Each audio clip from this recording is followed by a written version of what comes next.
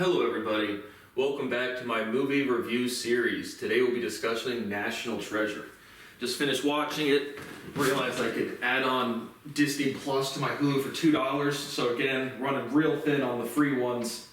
So decided to bite the bullet again. I had to expense $2 whole for some content, again for a month, but obviously, again, my constitutional rights are violated. That's why I'm making all these movie reviews. I'm trying to have a meaningful career and a family that doesn't exist because America is treasonous. So, let's watch The National Treasure. You know how we do it, overall impressions and grade. After that, we'll discuss the plot synopsis and character development. So if you've not seen the movie would like to, after I give my grade, there will be spoiler alerts. And we'll be discussing any similar movies or major themes. So you can watch it right now on Disney Plus. National Treasure is rated PG, released in 2004. It is an adventure/action movie. It has a runtime of 2 hours and 25 minutes. It says, historian and codebreaker Ben Gates, played by Nicolas Cage, has been searching his whole life for a rumored treasure dating back to the creation of the United States. Joining an expedition led by fellow treasure hunter Ian Howe, played by Sean Bean, Gates finds an ice-locked colonial ship in the Arctic Circle that contains a clue linking the treasure to the Declaration of Independence. But when Howe betrays him, Gates has to race to get the document ahead of his so-called colleague.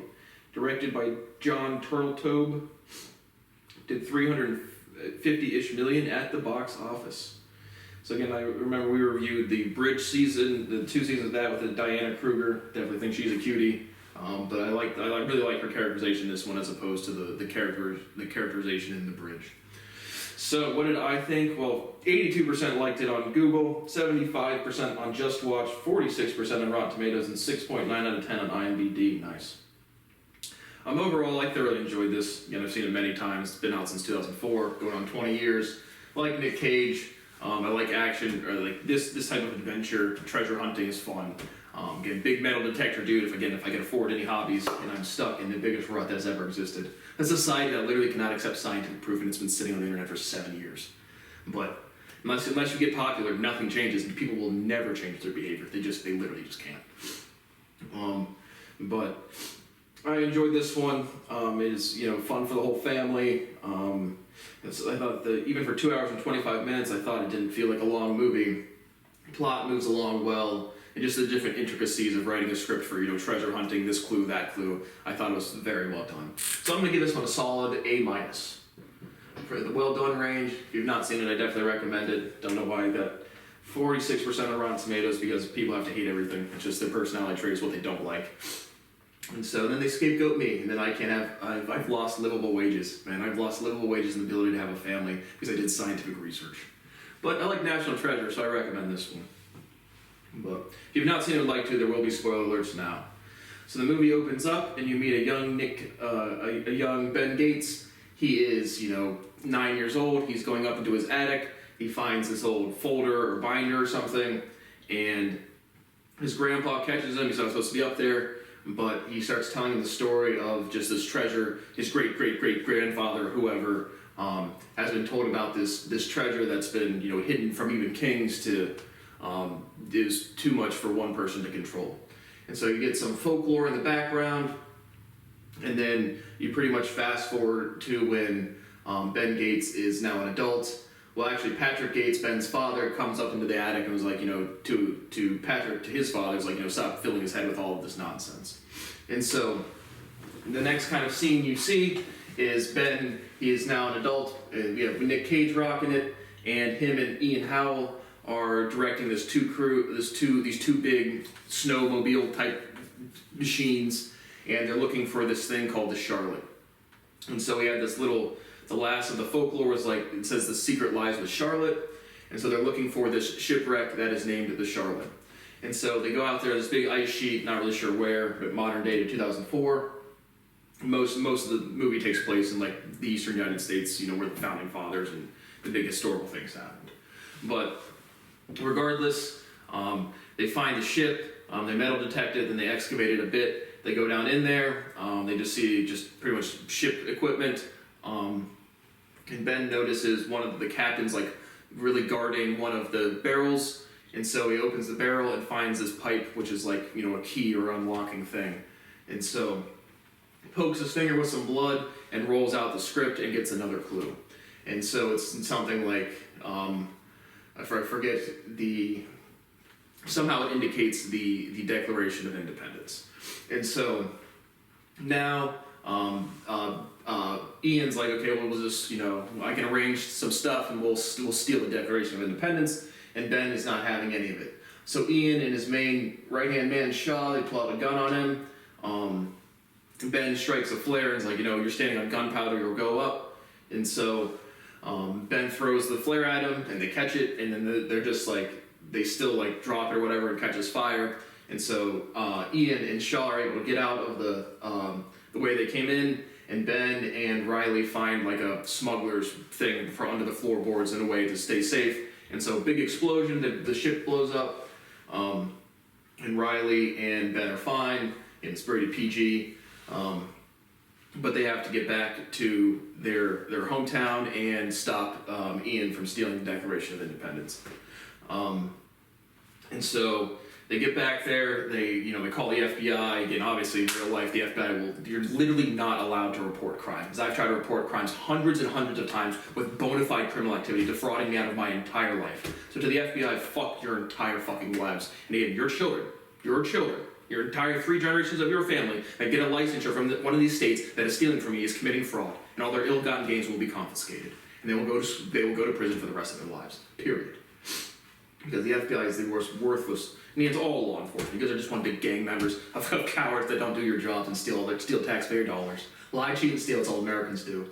And so Ben meets up. You meet what is Abigail? Abigail Chase is the Diane Kruger character, but they meet with her, and she's got these presidential pin collection. Ben points out that she's missing one, and she basically laughs him out of the room as well. So again, you are not allowed to report crime in the United States of America. If you say that in a meaningful public statement, that is a fraudulent statement about history, and you will be sued for it. But regardless, that's what's going on there. And then they basically decide, they're just going to steal it themselves to protect it from Ian. And so they go through the Library of Congress, they set up all these different things, they get the TV feed into the security cameras, and there's this big gala going on that they're going to steal it when people aren't really looking, and it's in the preservation room. And so Ben sneaks into the gala with a fake ID as a janitor, and basically goes down into and just changes into a black and tie event, and just goes into the party. Has like a drink and meets up with Abigail for a bit, and is able to get her thumbprint off of a champagne glass. So he's able to get access that way. Riley switches over the security camera so it looks like it's still rolling and it's just on loop of nobody going in there. And so Ben is able to get in there. He starts taking it off, like it's in the big protective case. And so they start taking off the protection, and Ian breaks in at the same time. He comes in through like an air vent, and when Ian comes in and hacks in the security system, Riley loses his feed, and so Ben has no one looking out for him, and Ian sees Ben right as he's loading the thing. He's going to finish taking it out of the protective case in the elevator, and Ian's Shaw shoots at him a couple times, and the bulletproof glass stops the bullets. So Ben is able to get the Declaration out. He goes to the souvenir shop to buy a decoy, and he gets caught. He doesn't have enough money to pay for cash, so he has to pay for it with credit. And so they start walking out of the gala. Abigail starts chasing after them, and then all of the sirens go off. They notice that the Declaration's been stolen, and so big police presence, and everyone's freaking out. And so Ben gives Abigail the fake Declaration and tells Riley to go, but then he sees Ian's crew pulling up and gonna kidnap Abigail. So car chase, they get shot out a little bit.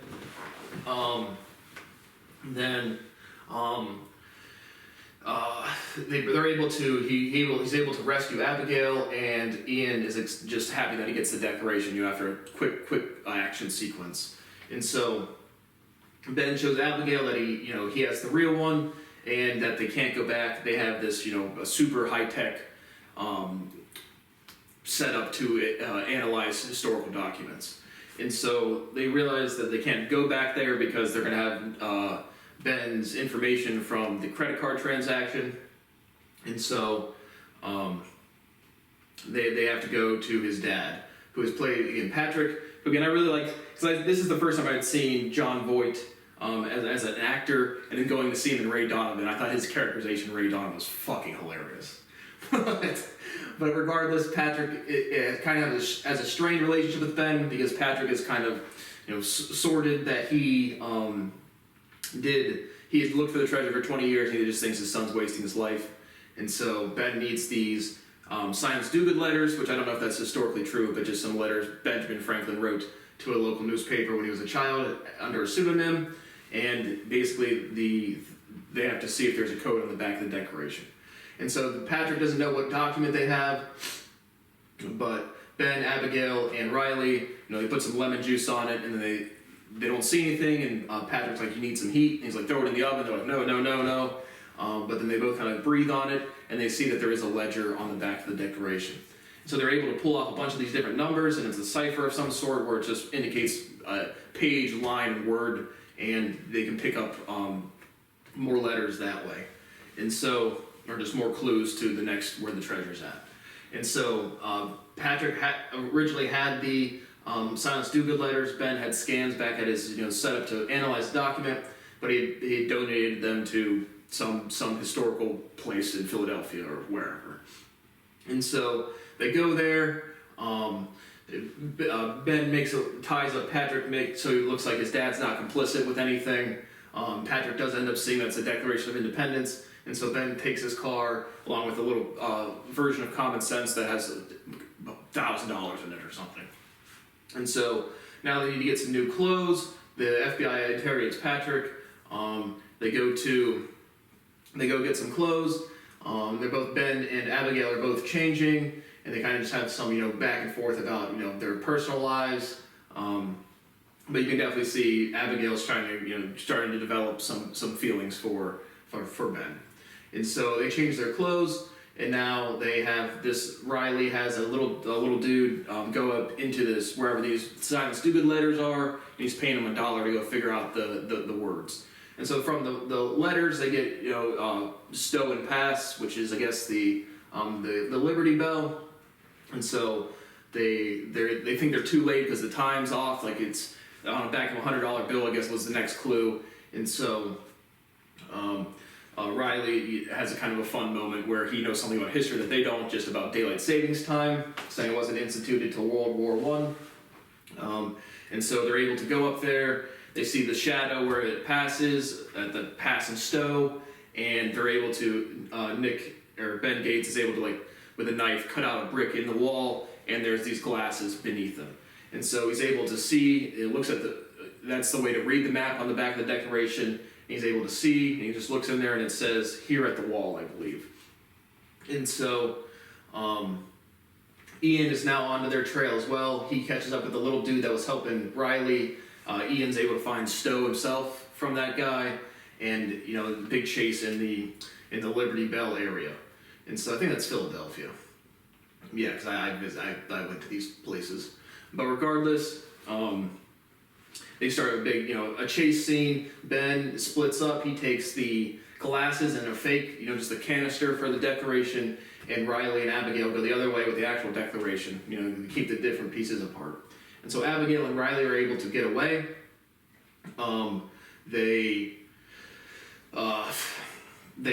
Abigail, they hide in a supermarket, and they're just able to get away for a little bit. They get chased back down. Abigail drops the Declaration, and then Ian is able to pick it up. And so they don't need Ian or Riley, and Abigail are able to get away, and Ben is he starts to big chasing, gets shot at again, but he is also able to get away from the henchmen of Ian. But when he gets back to the car, the FBI had tracked his father's car, and so he gets arrested. And so you have the major FBI dude Sadusky in the movie. He's he has Ben chained to or handcuffed to a desk. Ian calls him and basically is here's how we're, you don't really, as the viewer, you don't see it until it develops, but Ian has a plan to get Ben out of custody. And so Ian has the Declaration, and so that's why the FBI just doesn't, Ben has any leverage whatsoever. And so they meet on this pier, And Ben basically just like jumps over the edge. You know, they jam the signal with some frequency jammer, and a helicopter comes down so they can't hear. And they have Ben jump over into the water. They have like a little submersible jetpack thing that takes him away into New Jersey. And so Ben is able to get away. And then Ian and or Riley and Abigail are kind of working with Ian because they don't really have a choice. But they've threatened Ian that if he does anything they don't want, he'll be arrested quickly. And so basically, Ian's going to trade the pipe they found at Charlotte, and Ben will give him the glasses or some exchange of the items. And so Ben and Ian meet. They exchange gifts or exchange clues, and Ben's about to leave. He's like, if you do anything, the FBI will be here. And then Ian's like, it's not the only thing, and has a dude open the door, and his father, Patrick, has been taken hostage. So now Ian's back in control, and so here at the wall, they have to go into this Trinity Church. They don't really find anything, but when Ben was at the FBI, he watched Sadusky kind of just toying with the glasses and sees that they're different spectacles, and if you open one of them, you see more things. So they re-look at the Declaration, and all of the people are under being intimidated or being held captive by Ian and his henchmen, and they see it says beneath Parkington Lane in this Trinity Church. So they find a grave that says Parkington Lane, they bust it down, and they crawl into this thing. There's this big wooden spiral staircase and an elevator system. And so they're kind of weary because it's been 200 years and a lot of termite damage and rot. Regardless, they start walking, and then the walkway gives way and Shaw falls to his death. In PG, nothing gory in this movie whatsoever, or sexual, and again, I thought it was just thoroughly entertaining as an adventure movie that I'd already seen before. And so, he falls to his death, and another perilous sequence of them both falling out and rescuing the Declaration and getting to safety. So they all basically get safety onto this elevator contraption, and they continue on. And so, they lower down and they find this little crevice, and not much to go from there. And so Ian is getting upset. He's like, where's this treasure? And Patrick keeps telling Ben, don't let the status quo change. And so they give Ian a fake clue saying that there was one lantern and it indicated something in Boston for the Boston Tea Party or the invasion of the Revolution, when one if by land, two if by sea, but it's a false clue. So Ian and his other henchmen basically go up and they leave the rest of them down there. And he's like, if you lied to me, we'll know exactly where to find you. And so Ian and his henchmen are off to Boston, and Ben and Patrick are to Riley and Abigail. Ian wanted another clue, so we gave him one. And so they look around, they have some torches, and they find a little button, and they press the button, and it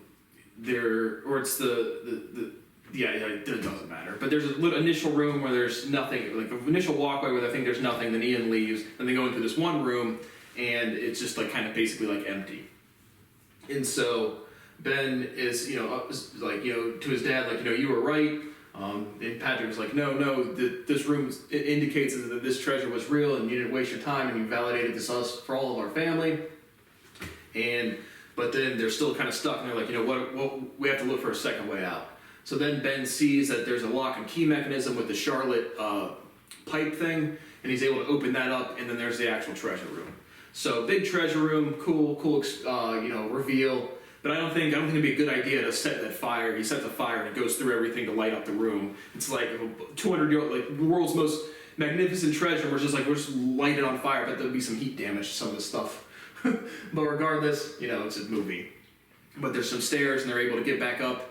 And they're able to call Agent Sadusky. Ben gives over the Declaration, tells him about the treasure, and then he's like, I really don't want to go to jail. And Sadusky's like, somebody has to go to jail. And so Ben's like, if you have a helicopter, I can help you with that. And so when they were down in the initially going into the underground place, Ben kisses Abigail, and so they've commenced their relationship. And so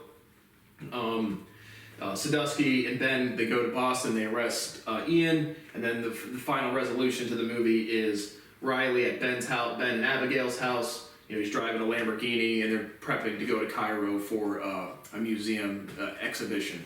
And so that's the resolution to the movie. There is a second one. I will watch the second one. I remember liking that one as well. my guess it would be a little less novel than the first one.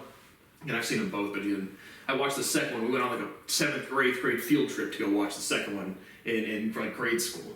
So overall, I thoroughly enjoyed it. A- in major themes. Getting laughed at by law enforcement to try to report legitimate crime has such legitimately destroyed my life.